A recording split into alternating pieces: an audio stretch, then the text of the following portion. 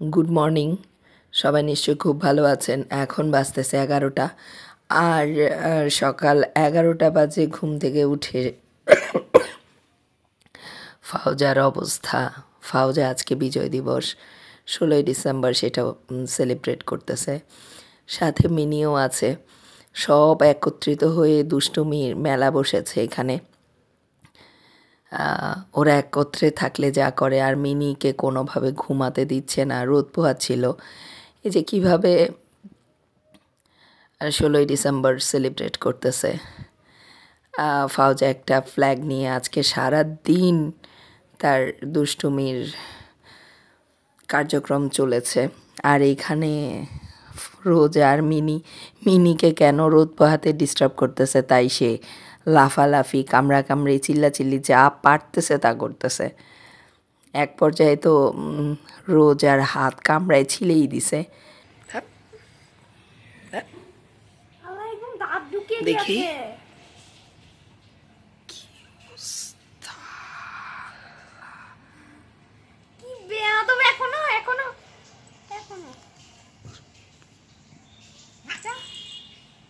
তারপরে করতেছে, তারপরে অ্যাগ্রেসিভ হয়ে গেছে। ফাজিল ছেলে কোথাকার। মিনি, আই ছেলে, ক্যাটফুড দিব না, ক্যাটফুড দিব না, ক্যাটফুড দিব না, দিব না ক্যাটফুড, দিব না, ক্যাটফুড দিব না। এখন ক্যাটফুডটা হাতে নিলে দেখেছি। এই যে এখন এখন কি করবি? এখন এখন আর উঠা দিবে না। এবার কি করবি? এবার কেন খাচ্ছ? এবার দেখেছ?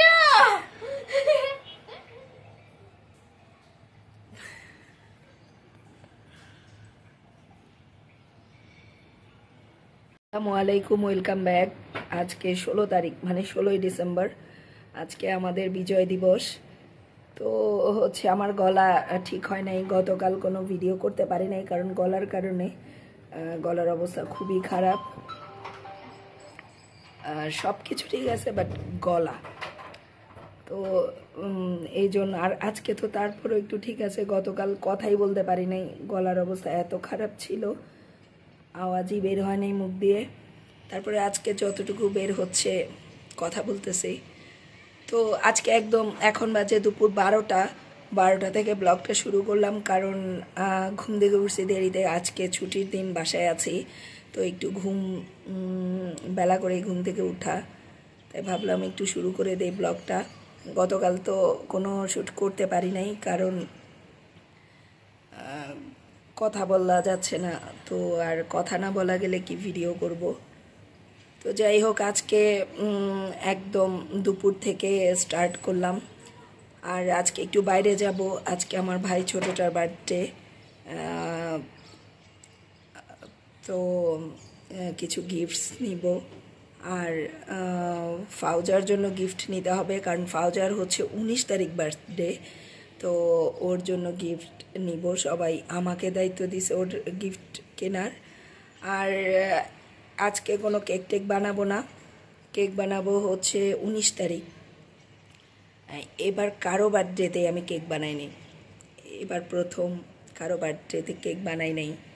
তো হচ্ছে 19 তারিখে বানাবো। 19 তারিখে বানানোর কারণ হচ্ছে আমাদের ফাউজার বার্থডে 19 তারিখ, আর আমাদের ঘরে সবার ইচ্ছা যে ফাউজার বার্থডে দিনে সবার কেক কাটা হবে। 18 তারিখে বানাবো, 19 তারিখে ওরা কাটবে। তো আমি অনেক দিন কেক বানাই না, প্রায় 5-6 মাস কোনো অর্ডারও নিচ্ছি না, কেকও বানাচ্ছি না, বাসার জন্যও বানাই না, ইচ্ছা করে না, আর সময় করে উঠতে পারি না। একে তো হচ্ছে ভিডিও তৈরি করতে হয়, তার উপরে হচ্ছে এই ভিডিওগুলো বানানো যে কত কষ্ট। যারা আসলে এই প্ল্যাটফর্মে কাজ করে তারা জানে যে একটা ভিডিও বানানো, এডিটিং কত কষ্ট। তার উপরে আবার চাকরিজীবী, সো টাইমটা আমাকে অনেক দিকে দিতে হয়। এখন আমি আর অর্ডার নিই না, সেদিন তো এক আপু আমাকে খুব রিকোয়েস্ট করছিল। আমি আরেকজনকে বললাম যে আমার একটা পরিচিত আপু আছে, উনি খুব ভালো কেক বানায়, ওনার কাছ থেকে নেন। কোনোভাবেই রাজি হচ্ছে না, আমাকেই বানাতে হবে, কারণ ওই আপুটা আমার রেগুলার কাস্টমার। প্রায় 10 থেকে 12টা কেক উনি আমার কাছ থেকে নিছে। তো উনার মানে আমার কেকই লাগবে। তো তারপরে আপু ওইখানে মানে যে আপুকে আমি বানাতে বলছিলাম সেই আপুকে অর্ডারটা দেয় নাই। আপনি যখন বানাতে পারেন তখনই বানিয়ে দিবেন, আমি আপাতত দোকান থেকে নিয়ে আসতেছি। তো যাই হোক, এগুলো হচ্ছে মানুষের ভালোবাসা। আমি যে কাজই করি না কেন, কাজের প্রতি সম্পূর্ণ মনোযোগ এবং আমার সবটুকু দিয়ে ট্রাই করি বানানোর জন্য বা যে কোনো কাজ পারফেক্ট করার জন্য। তো আলহামদুলিল্লাহ সবার ভালোবাসা পাচ্ছি। আজকে কালকের পরশু দিন আমার বার্থডে। বাব্বাই আসার পরে বাব্বাই ট্যুরে থেকে আসার পরে বাব্বাই ট্যুরে গেছে আজকে। তারপর ট্যুরে থেকে আসার পরে চট্টগ্রামে যাবে। তারপরে হচ্ছে বাবা আমার জন্য স্কুটি আনবে। আর মাম্মা আমি বেশি ধরছি দেখি টেলিফোনটা আপু এনেছে আমার জন্য। আপু তো আমার থেকে বড় না, তাই এনেছে। আপু টাকাগুলো জমে আমার জন্য এনেছে। তারপর মাম্মা আমি ধরছিলাম দেখে বেশি, তাই মাম্মা এটা লুকিয়ে রেখেছে। Good afternoon. এখন বের হচ্ছি। তখন বলছিলাম যে একটু বের হব, আজকে কিছু গিফটস বা কিছু জিনিস নিব, তো এটার জন্যই বের হচ্ছি। তো দেখা হচ্ছে মার্কেটে। টাটা। তারপর বেরিয়ে পড়লাম। আসলে উদ্দেশ্য ছিল দুইটা। একটু ডাক্তারের কাছেও গিয়েছিলাম, কারণ আমার অবস্থা খুবই খারাপ। আমার কখনো এরকম হয় নাই, এবারই। আর কিন্তু ঠিকও হচ্ছে না গলাটা, জানি না কতদিন থাকবে। তো এই জন্য একটু ডক্টরও দেখালাম। ডক্টর কিছু মেডিসিন দিয়েছে। সরি, আসলে কথা আমি প্রপারলি বলতে পারছি না, একটু কাইন্ডলি আপনারা বুঝে নেবেন। আর ভিডিও শেয়ার না করলেও আসলে অনেকটা দূরত্ব তৈরি হয়ে যাচ্ছে। আর ফেরার পথে কিছু পরোটা আর হচ্ছে চিকেন মশলা নিয়ে আসছিলাম, তো ওইটাই গরম করে খাচ্ছিলাম আমরা আর মিনি আর ফাউজা। দুইজনের এইরকমই চলে সারাদিন। Good evening. চলে আসলাম বাইরে থেকে, একটু ডাক্তার দেখাতে গেছিলাম। ডাক্তার দেখালাম, তারপর একটু টুকটাক কেনাকাটা করলাম। বাসায় ফিরতে ফিরতে 7টা বেজে গেছিলো। আর হচ্ছে বাসায় ফিরে চা খেয়ে ওই হার্বাল টিটা খাইলাম। আর হচ্ছে কথা বলতে প্রচণ্ড কষ্ট হচ্ছে, মানে এটা কোনোভাবেই ঠিক হচ্ছে না। এর আগে আমার কখনো এরকম হয় নাই, কিন্তু এবার আর আমি বুঝতে পারছি না যে হঠাৎ এতটা খারাপ অবস্থা কেন হলো। আর যেহেতু আমি 2 দিন ধরে কোনো ভিডিও দিচ্ছি না, তো ভাবলাম যে ভিডিও মানে দেয়াটা উচিত। আর অনেকেই কমেন্ট করছেন, অনেক আপু ভাইয়ারা, যে আমি কেন ভিডিও আপলোড করছি না, সব ঠিকঠাক আছে কিনা। তো এই জন্য একদম ছোট করে একটা ভিডিও দেওয়ার ট্রাই করতেছি। আজকে আমি অনেকগুলো তেল দিছি মাথায়। একটা সময় ছিল আমার তেল দিতে একদম ভাল লাগতো না, কিন্তু এখন চুপচুপা করে তেল দিতে ভালো লাগে, আর তেল না দিলে বরং অস্থির অস্থির লাগে।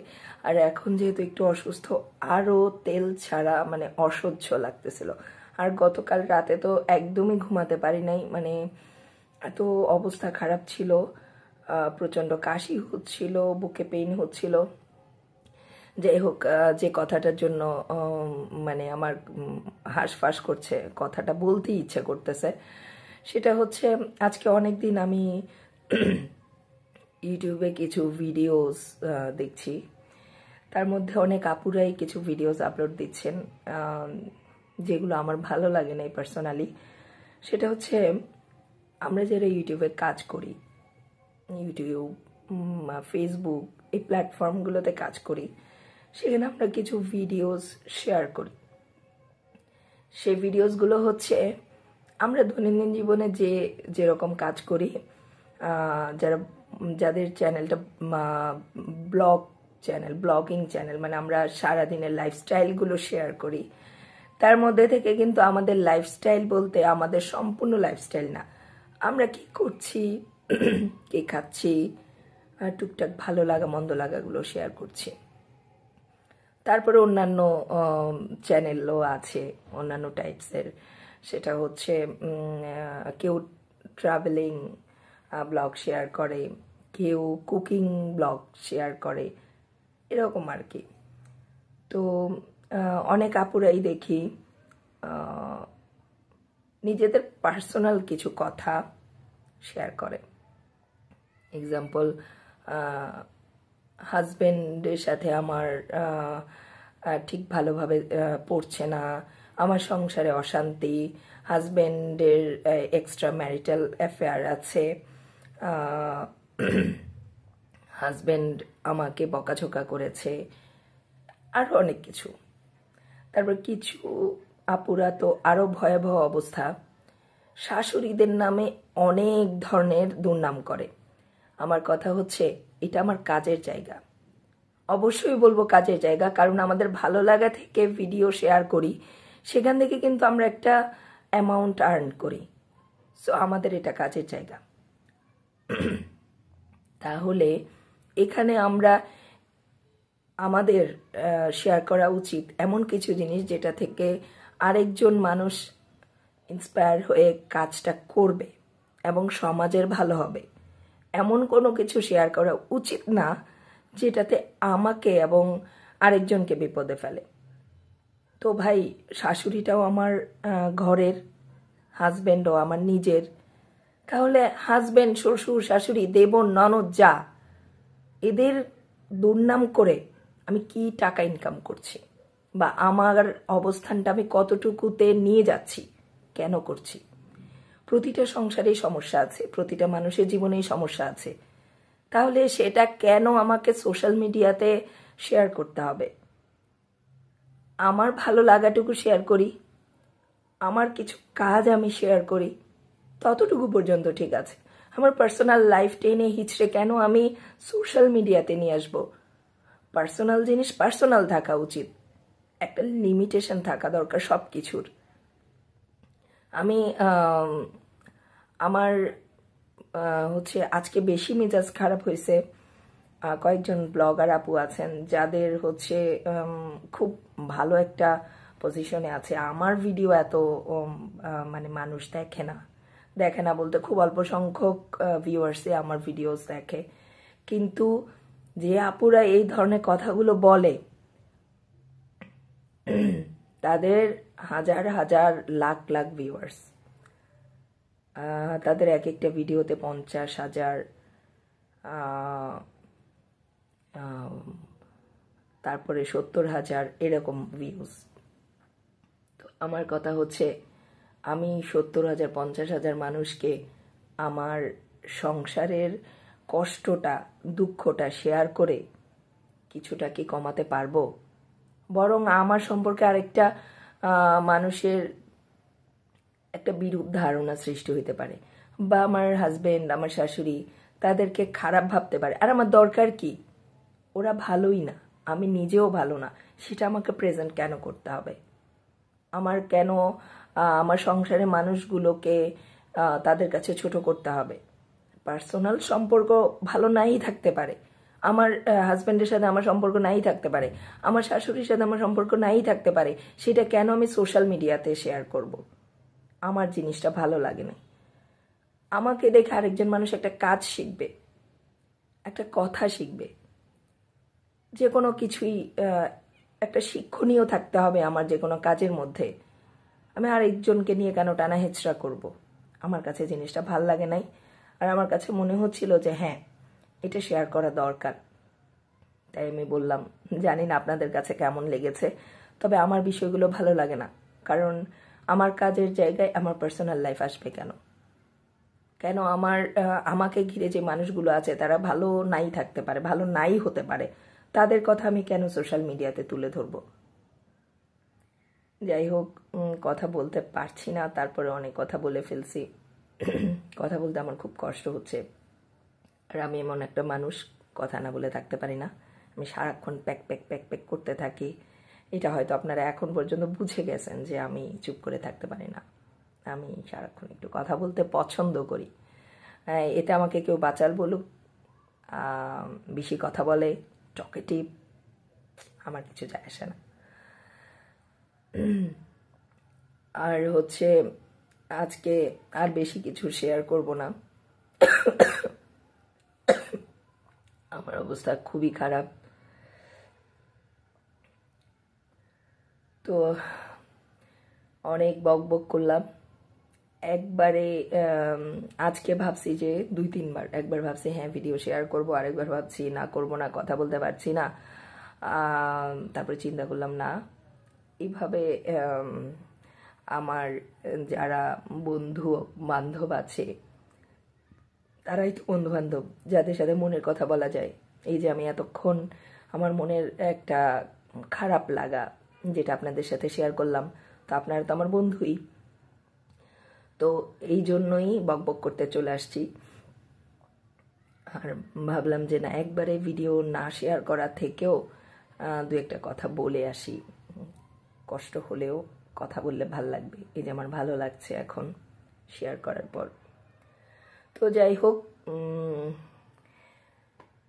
আজকে এই পর্যন্তই। যদিও এখন তেমন রাত হয় নাই, রাত 8টা বাজে। তো সবাই ভালো থাকবেন, সুস্থ থাকবেন, একটু খেয়াল রাখবেন, কারণ এখন যে অবস্থা প্রায় সবারই এরকম ঠান্ডার সমস্যা হচ্ছে। আমি তো প্রচুর হার্বস খাচ্ছি, মধু দিয়ে চা, নানান ধরনের মশলা চা,